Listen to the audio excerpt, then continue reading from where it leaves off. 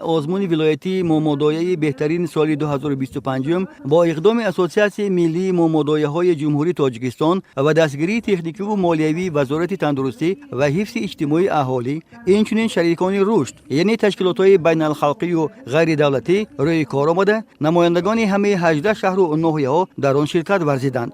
به دور نهایی آن که سنه 5 می در مؤسسه دولتی قصر جوانان به نام لایق شیرعلی شهر خوجند دایر گردید، 6 دسته غالب راه یافتند که آنها شهر و ناحیه‌های پنجکند، خوجند، کانیبادام اسفره و اشت و استرافشان را معرفی کردند. یادآور می‌شویم که اساسیاسیون ملی مامادایه‌های تاجیکستان تشکیلات جمعیتی بوده، طبق آیین‌نامه خود فعالیت دارد و سال 2014 مرحله تأسیس یابیش. مقصد اساسی این اساسیاسیون در مجموع بلند برداشتن سطح دانش اهالی عاید به مسائل مامادایگی، به این سمت جلب نمودن مقامات دولتی، تشکیلات بین المللی و محلی، دونورها، مساعدت به بلند برداشتن سطح کسبی مامادایه‌ها، تهیه نمودن معلومات متدی در ساحه مامادایگی و به همین مانند مسئله و پرابلم‌های ساحه تندرستی و اهالی است که به بلند برداشتن سطح خدمت رسانی طبی در سمت مامادایگی باید که مساعدت نماید. در حقیقت هم در صحت و سلامت و به یگان آسیب به دنیا آمدن طفل نوزاد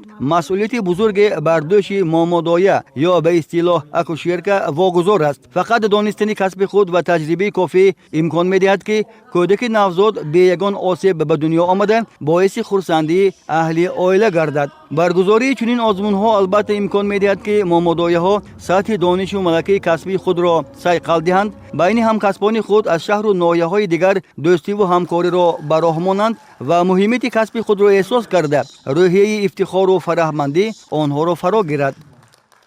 برای گذراندن آزمونی که بخشیده به روز تجلیلی روز مامادایه که در تمام جهان حالا جشن گرفته می شود اشتراک میکنیم.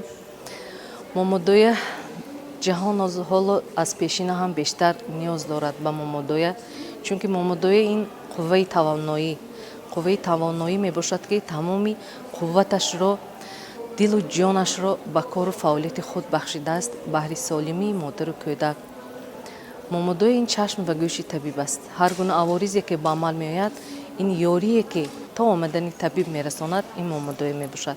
باید تذکر داد که آزمون مذکور از سنه 14 مارس آغاز و ادامه یافته، دوره اول به طرز آنلاینی طریق سنجشی تستی برگزار شده. مامادایه‌های 13 شهر و ناحیه به دور دوم را خط گرفتند و شرط مرحله دوم تیار نمودن ویدیو رولک عاید به سمت مامادایگی بود و از این آزمون 6 شهر و ناحیه به دور نهایی گذشتند. اینک بعد برآمدی دسته ها که از 4 شرط عبارت بود، داوران آزمون به خلاصه آمدند که به جای یکم دسته مامادایه‌های شهر پنجکن سزاوار بوده، جای دوم شهر خوجند و جای سوم به دسته های مامادایه‌های تولدخانه ناحیه اشت لایق دانسته شد. به همین غالبان و دسته های دوری نهایی تحفه های ارزشمند سپاریده شد.